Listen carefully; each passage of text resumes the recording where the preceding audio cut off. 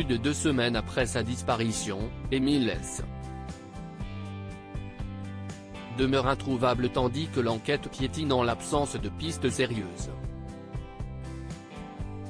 Les recherches sur le terrain, infructueuses, se sont arrêtées au profit d'une information judiciaire et l'analyse, entre autres, de près de 1600 lignes téléphoniques, mais, l'ambiance reste pesante pour les habitants du Vernet. Et si la commune dans sa globalité n'est désormais plus concernée par l'arrêté municipal qui se limite au hameau du Haut-Vernet pour garantir la tranquillité de la famille du petit Émile et des habitants du Haut-Vernet, le climat de suspicion générale s'en retrouve renforcé. Si est une ambiance qui est assez lourde, je dirais de plus en plus lourde. Tout le monde se pose des questions, on ne peut pas se retrouver sans parler de ça, a notamment témoigné anonymement un homme dans un reportage de TF1. On est 123 habitants, on va se regarder, on va se demander qui ça peut être, s'est inquiétée une autre habitante dans le même reportage. Et de souligner, ce village vit actuellement un moment difficile, il faut y faire face. La petite commune à flanc de montagne des Alpes de Haute-Provence n'en est pourtant pas à sa première catastrophe, mais la mystérieuse disparition du petit garçon de 2 ans et demi sonne justement comme la tragédie de trop.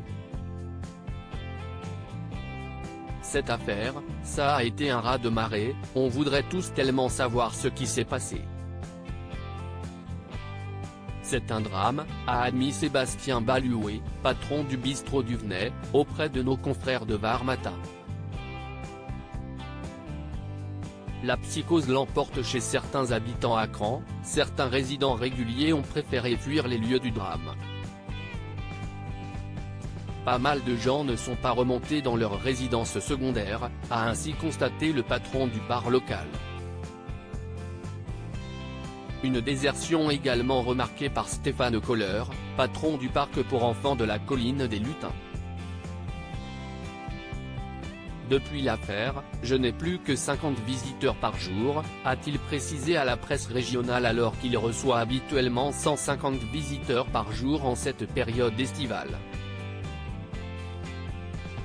Il y a comme une forme de psychose. Les gens sont méfiants, ils surveillent plus leurs enfants que d'habitude.